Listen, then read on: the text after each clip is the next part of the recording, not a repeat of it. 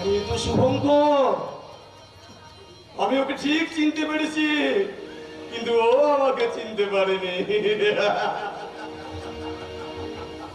বারে ভগবান, বা এ তোমার কেমন লীলা! মালা থেকে খুলে যাওয়া ফুলগুলোকে তুমি আবার এক সুতোই বাঁধছ। এবার আসবে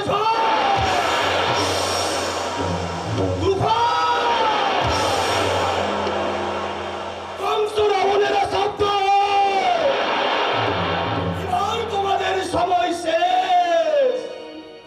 এবার অন্ধ গলির বন্দি পাখি মুক্তি পাবে, মুক্তি পাবে, মুক্তি পাবে।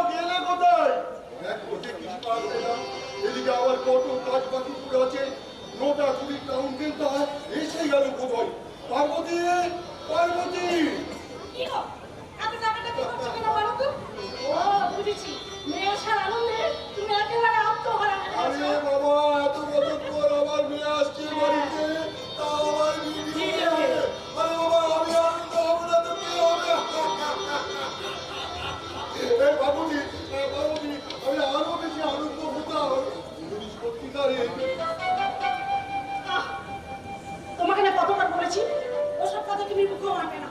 পাখি আমাদের নেই, আমরা এতদিন ওর চিন্তায় বেঁচে আছি। ব্যাস খেতে ভালোবাসেন, সব রান্না করেছো তো?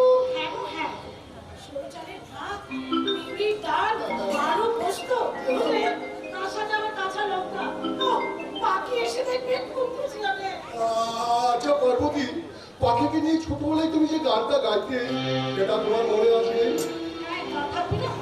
আমরা তিনজন মিলে তো সেই গানটা গাইতাম। জানো পার্বতী, সেই সকল দিনগুলো আমার চোখের সামনে এখনো ফাটে। আমি কষ্ট দেখতে পাই, তুমি বলতে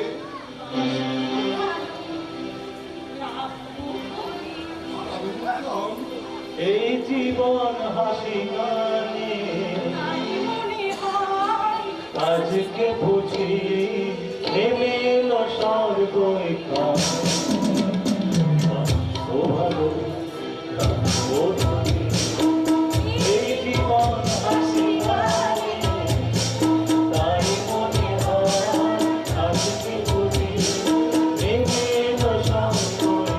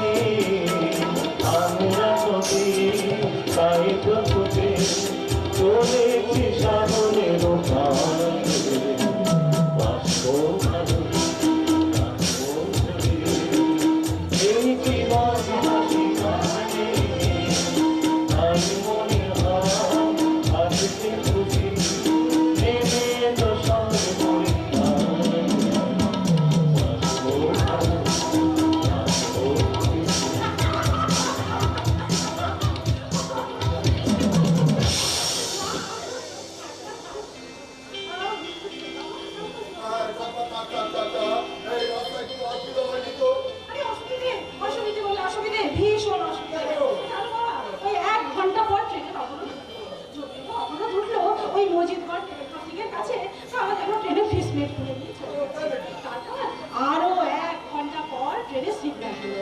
আচ্ছা বাবা, আমাদের দেশটা কি হচ্ছে বলো তো? পাখি দেশের কথা পরে হবে মা, আগে বল তো তুই কেমন আছিস?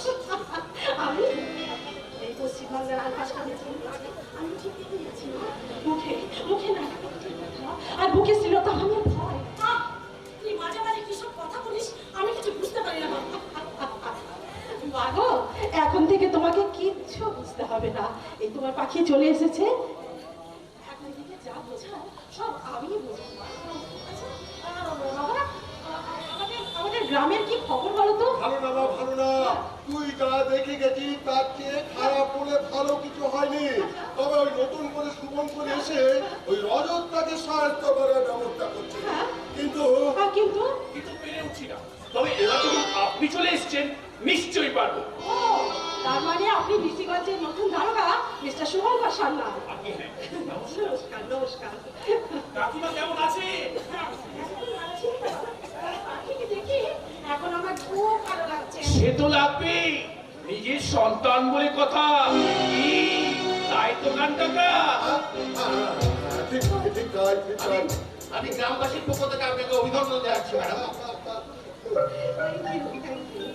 আচ্ছা তোমরা সবাই আমাকে এমনি করে আপনি আগে কেন করছো বলো তো আরে বাবা আমি তো এই গায়েরই মেয়ে নাকি বাহ, অনেকদিন পর না একটা ভালো মানুষ দেখছি, খুব ভালো লাগছে। তাও ম্যাডাম আপনি জয়েন করবেন কবে?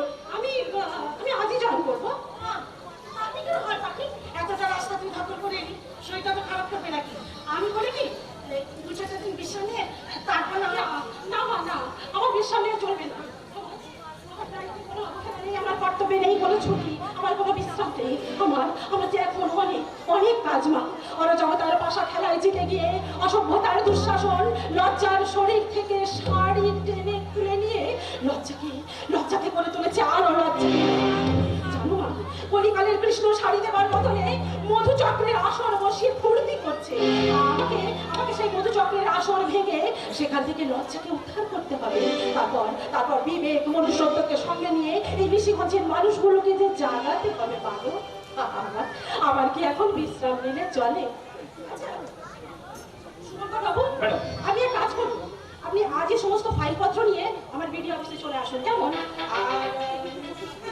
আমি কাল নাগাদ একবার আপনার সাথে একটা মিটিং এ বসতে চাই শুনুন আচ্ছা শুভঙ্কর বাবু আপনি কিন্তু মনে রাখবেন আমাদের কিন্তু সামনে পিছনে প্রচন্ড সজাগ দৃষ্টি রেখে এগোতে হবে কেমন ঠিক আছে ম্যাডাম, আপনি কখন বসতে চান থানায় ফোন করে জানিয়ে দেবেন। আই বাস না। না। আজ এতদিন পর আবার বাড়ি ফিরেছে। আরে বাবা কেউ মিষ্টি মুখ না করে বাড়ি থেকে যাবে না। আরে বাড়ি থেকে গেলে সংসারে অমঙ্গল হয়, কি বলবো না? কাকা বাবু একদম ঠিক কথা বলেছে তোমরা সবাই ভেতরে এসো তাই না পাখি এসো শুভঙ্কর হ্যাঁ, চলো, চলো, চলো, চলো। বেশ বেশ চলুন, এই জীবনে তার খোঁজ খেতে পারলাম না, একটু মিষ্টি মুখী করা যায়। যাক, সবাই চলে গেছে এবার তাহলে আসল কাজটা শুরু করা যাক এক মিনিট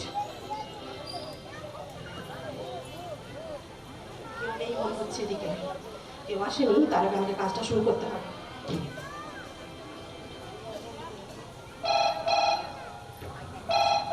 হ্যালো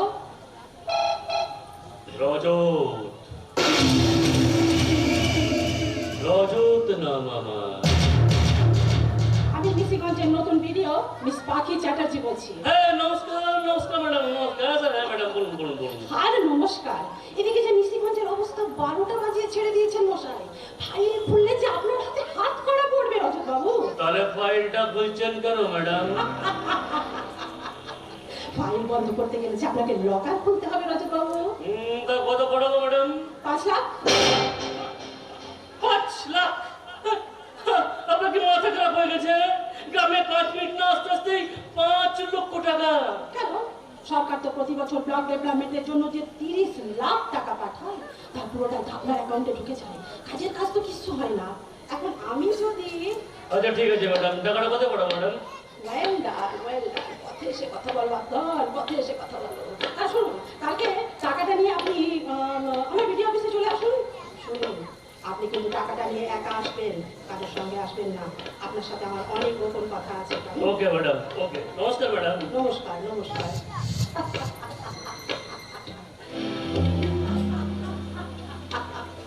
খেলা শুরু হ্যাঁ খেলা শুরু কিন্তু আমাকে খেলা শুরু করে হবে ওই সৃষ্টি সুপার মার্কেটে। সেখান থেকে শান্তি, বিশ্বাস, ভালোবাসা, প্রতিবাদ, আস্থা এগুলোকে কিনে আনতে হবে। তারপর রাজনীতির লকার থেকে হিংসা বীজ চুরি করে সেখানে আমাকে ঢুকিয়ে দিতে হবে শিক্ষার বীজ। এরপর গণতন্ত্র বাবুকে এই নিশিগঞ্জের মাটিতে আমন্ত্রণ জানিয়ে আনতে হবে। তারপর বিবেক মনুষ্যত্বকে সঙ্গে নিয়ে এই নিশিগঞ্জের মানুষগুলোকে জাগিয়ে তাদের হাতে ধরিয়ে দিতে হবে অস্তিত্বের মশাল। তবেই তো শোনা যাবে আমার এই গ্রাম বাংলার মাটিতে সেই চেনা সুর, সেই চেনা গান, সেই চেনা আওয়াজ।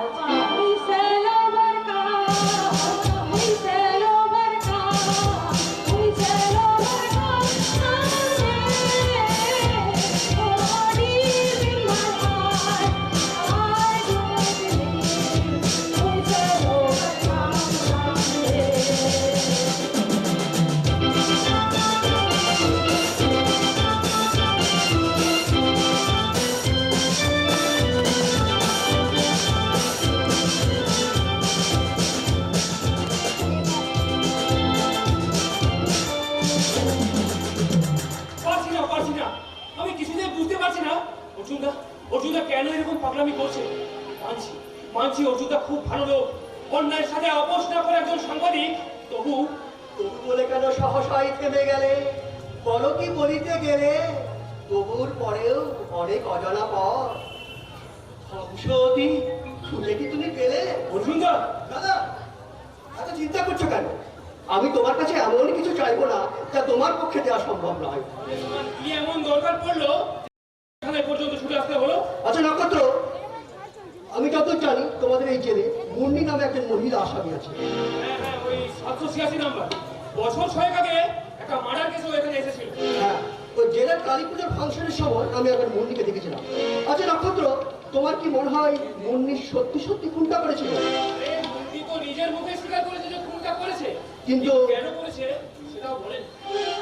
কিন্তু মুন্নিকে দেখে তো বেশ ভালো ঘরেরই মেয়ে বলে মনে হয়। আচ্ছা এই কয়েক বছরের জেলে ওর সঙ্গে কেউ দেখা করতে আসেনি? না, ওর তো কেউ নেই। কেউ নেই? স্ট্রেঞ্জ। হ্যাঁ, যতদূর জানি এখানে আসার আগে ও বিভিন্ন ফাংশনে গান গেয়ে বেড়াতো। আচ্ছা, আই মিন প্রফেশনাল সিঙ্গার। হ্যাঁ, ওর মুখ থেকে শুনেছি এই শিল্পী হওয়ার জন্য তাকে বোম্বেতে পর্যন্ত যেতে হয়েছিল। আচ্ছা তারপর তারপর তারপর কি হলো বলো নক্ষত্র? তার আর কোনো পর নেই গো বাবু। আমার অতীতটা পৃথিবীর কালো ধোঁয়াতে হারিয়ে গেছে, আর বর্তমানে এই তো বিন্দাস ফাটাফাটি। ছাই দিয়ে আগুন চাপা দিতে চাইছো মুন্নি, কিন্তু এইভাবে তো ছাই দিয়ে আগুন চাপা দেওয়া যায় না। তুমি আগুনটাকে জ্বলতে দাও, একদিন দেখবে তোমার চারপাশে আবর্জনা, অন্যায়, হিংসা, প্রতিশোধ সব পুরো ছাই করে দিয়ে আগুনটা আপনা আপনি নিভে গেছে। ওরে শালা, কি ভালো ভালো কথা বলছে গো জেলার বাবু। ও জেলার বাবু, ইনি কে? এই সাংবাদিক অর্জুন মুখার্জি, এগুলো দাদার মতো। আচ্ছা, তাহলে তো আপনি বড় ডেঞ্জারাস ভাই। এই যখন তখন যা না তাই করে দিতে পারেন, একেবারে ফাটাফাটি। আচ্ছা তো কিরকম শুনি? এই ধরুন, যদি কোনো নেতার সাথে আপনার মতো সাংবাদিকের একটু পিরিত থাকে, তাহলে সেই নেতা বন্য কবলিত গ্রাম দেখতে না গিয়ে দিল্লিতে গেলে আপনি লিখবেন অসহায় পশ্চিমবাংলার মানুষের উন্নতির জন্য মাননীয় নেতা দিল্লিতে গিয়ে মিটিং করছেন। আর সেই নেতার সাথে যদি আপনার মতো সাংবাদিকের পিরিত না থাকে, তাহলে আপনি লিখবেন অসহায় পশ্চিমবাংলার মানুষের উন্নতির জন্য উন্নতির পাশে না দাঁড়িয়ে হারামজাদা নেতা দিল্লিতে শালীর সাথে মিটিং করছেন। ফাটাফাটি। চিৎকার করছেন কেন বোঝা না? চিৎকার করছেন কেন? এরা তো সাংবাদিকদেরকে আমাদের খুব ভালো করে চেনা হয়ে গেছে। এটা খবরের চেয়ে বিজ্ঞাপনটাকে বেশি ছাপে। সোনারপুরে মদ খেয়ে মারা গেল 22 জন, এই খবরটাকে ছাপে খবরের 10-এর পাতায়। তো বড় করে মদের বিজ্ঞাপনটাকে ছাপে খবরের প্রথম পাতায়। ফাটাফাটি। খবরের কাগজে পড়ার অভ্যাস তোমার ভালোই আছে দেখছি মুন্নি। আরে খবরের কাগজ না পড়লে আমি জানবো কি করে এই ভারতবর্ষটা কত তাড়াতাড়ি মায়ের ভোগে চলে গিয়েছে? ভদ্র মনে কথা বলো। তোমার সাথে ভালো ব্যবহার করি বলে মাথায় উঠে কোথার চেষ্টা করো না। মাথা কাটা। আপনার মাথায় কত চাপ! এক পাটির কথায় ক্রিমিনালকে ধরে আনতে হবে, আমার দ্বিতীয় পাটির